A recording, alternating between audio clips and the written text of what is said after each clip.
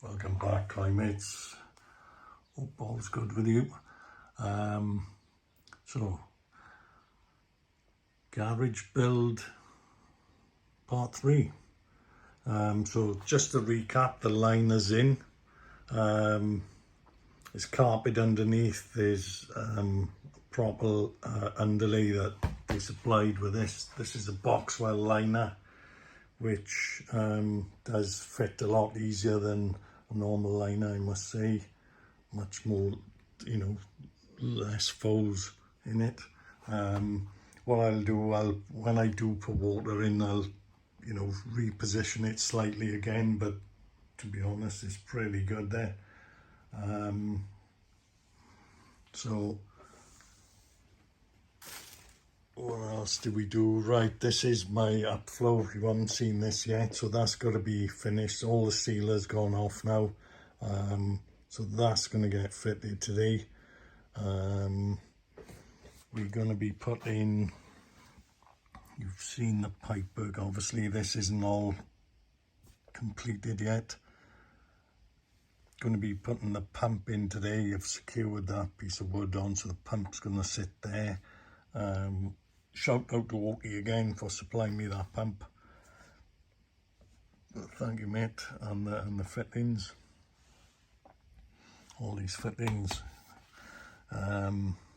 Yeah, so what I'm going to do, fit this pump. I'm looking at putting the controller up there, because I got power underneath, so I'm going to put the controller somewhere there, and then this mug of the week thing across there, I'm hoping, because I put it up there a minute out of the way, but can't bloody reach it. So I'm gonna do something there with that. So yeah, Uniseal's in. I've got to seal these 2 holes. They got to be filled, sealed and secured. Flanges are going to go in today as well. So yeah, so a lot to do, so let's get cracking.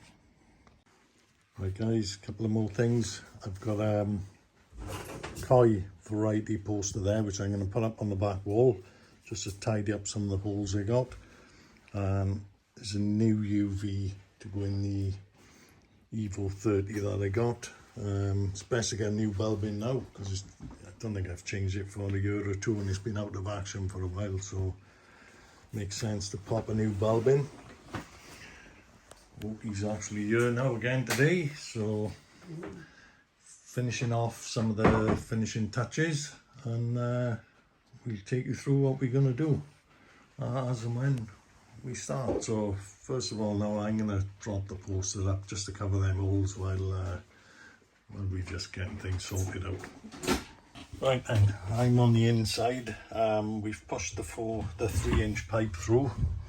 I'm just holding the flange now for Oki, the other side. He likes me holding the flange in.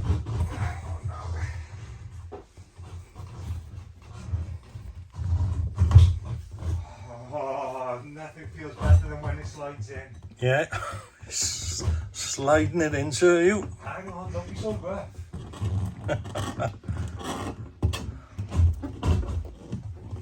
Sounds like you're getting it in, mate. Oh, that's the stuff right there. Lube and it flies in. Yeah, she's in. She's in. Happy days. What we got this side then is that. I'm just leaving it go off a minute. That's going to go in like so. And if you notice, look, I can put just about get my fingers under there, so I don't know, it's about a 10mm gap possibly. So happy days. I've put a bit of amalgam, made a tape on the end. It's slopping too easy, so I've put that on now, so it'll be much tighter in there, just in case it does drop out. I don't fancy climbing down there and trying to put it in when there's water and fish in there, so... Okie, laughing again, laughing and giggling again. Why you don't want to get in the Yeah, water? I don't want to get in the water, no. Right, there you go. I had to put the phone down to put it in. She's in. We've got just over 10 mil there, which we think's going to be fine for the size of the fish that are going in. You can always adjust it with a bit of pipe if need be, but it looks, at the moment it looks good. Right guys, so I've just solvented that on, so all this run the pipe works right. I think I showed you this before, but this pipe now is going to come down off there, off a rubber 90, and that's how the water is going to come into the pond. It's going to be pushed through there under pressure.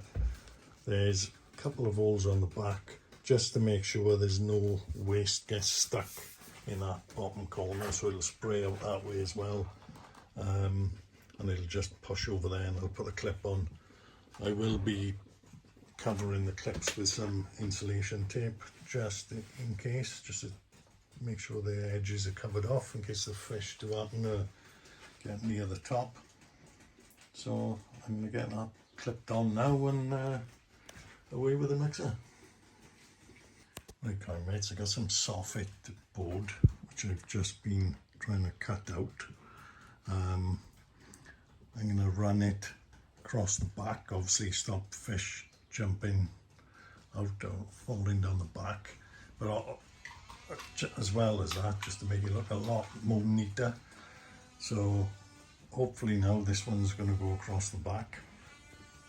What do you think of my poster, guys? It's up. What do you think of that? Covers the holes now that were in that wall really nice. Fair play, some cracking fish on that as well. Yeah, I really like that. Yeah, we're cracking on now, so I'm going to go and take this over, see what it looks like. UV's done, we've put a new bulb in. I did clean out the tube in there as well at the same time, so that's been cleaned. The bulb's in, that's all fitted now. So yeah, it's all coming along, so I'm going to jump back over there and crack on. Right then, mates, the hose pipe is hanging in there. So that means one thing, everything else is done. All we're doing now, a minute, I got the 3" 90 off there. The gap was a little bit too big, so just putting a little bit of pipe in the bottom, and just get about an 8 mil gap. It was a little bit too much there, so a little bit of pipe in that. And the water's going in. We'll talk you through the upflow, or I may let Opie talk you through his upflow design. We have done a bit of a pattern pending, as he said. No, so we have put a little bit of a tweak on this one. This is Mark II version. Yeah. But yeah, so I'll let him talk you through that. But I'm going to go and turn the tap on, guys. Finger the hole. Yeah. There you are. Just taking the sharpness off, so just in case the fish do touch against that. So you're enjoying that, you? There's the water going in, guys. Exciting times. Oh, he's got to get in there now. Not a chance. I thought you'd have done it, you know, a bit getting in there. Why don't you want to go in there? I can't go in there. I can't go above my ankle. Why? Tell your koi mates. Open yourself up to them. I don't want to go in there. No, I'll go in there. It is.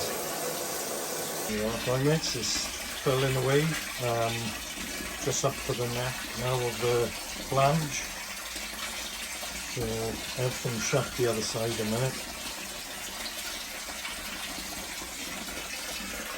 Got quite a good water pressure coming in here, so plenty of water coming through. Just been working away on these, just lifting them every so often, just to try and get as much of the folds out as I possibly can.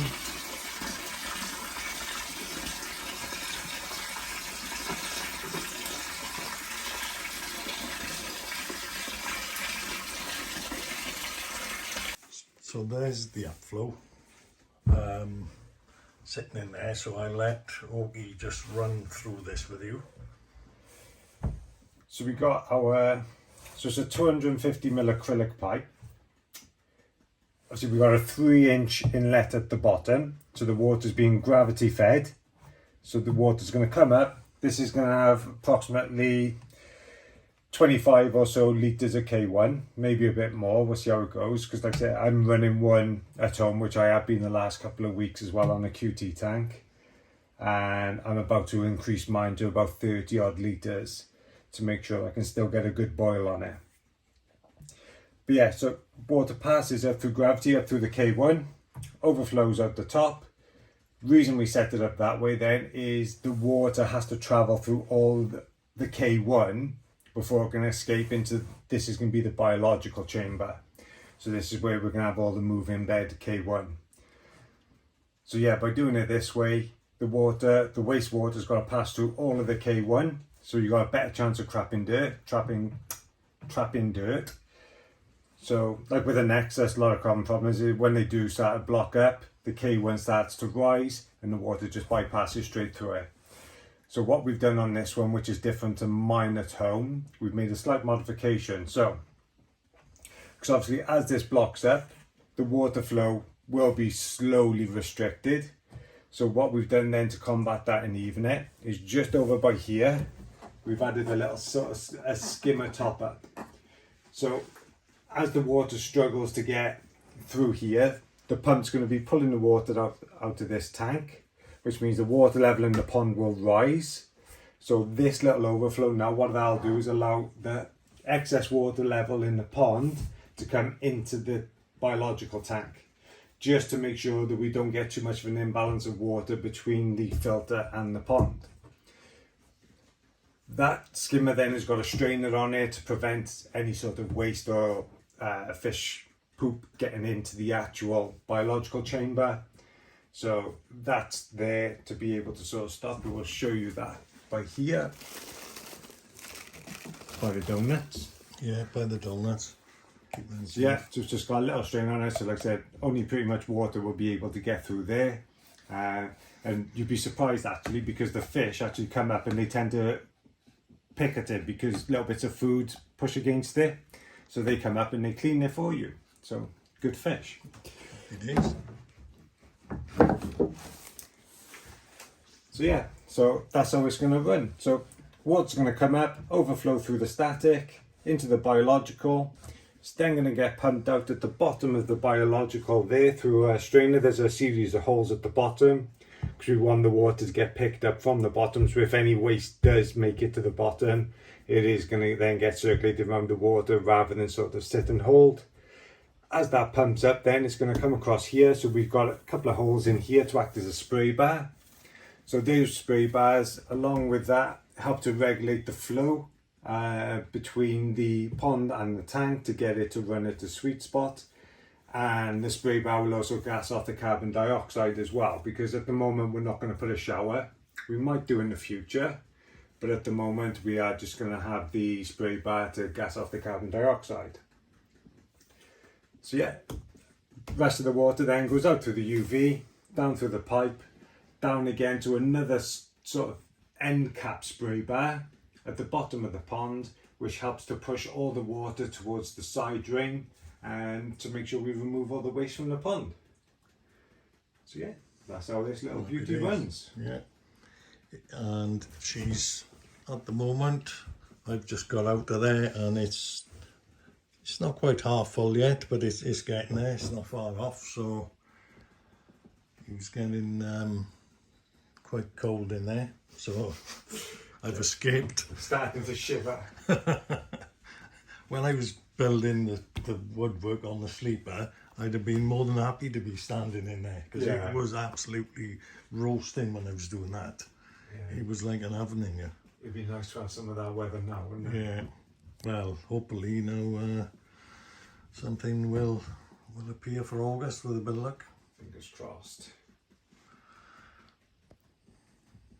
Right, I'll get back to you when we got a bit more water in. We done a little repair on there. I didn't film it. What we done, bit of old plastic off a plastic barrel, warmed it up with hot air gun, made it into shape, bent it there, held it in place till it went cool again. Same with that one, and then we used sealer then over the top, and that's how you repair any holes in your. If you ever get one of these tubs and it's been used before, you can do that and it won't leak. Look at that then, it's nearly on the, nearly time guys. When I'm going to pull this drain and I'll show you it filling up. Exciting times, Yeah. boy. Exciting. Right, here we go then. So pond is full, as you can see. So we're about to let the water into here and make sure everything, fingers crossed, all the pipe works good. You ready? Yeah.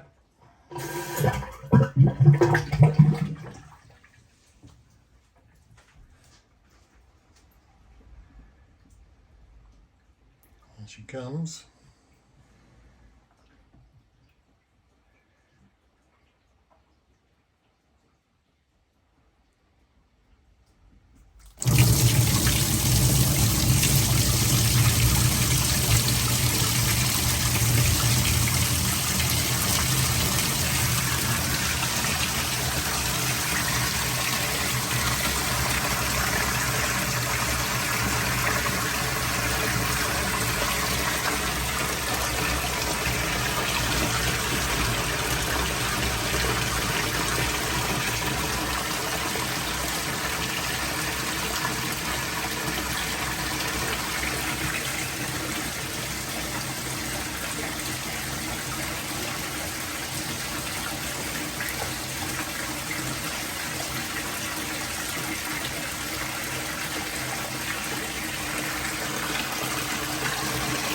Leaks on it. Okay.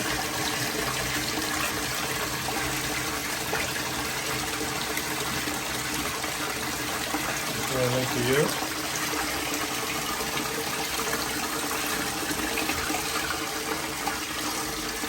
So just leave this fill now and then we'll get back to you.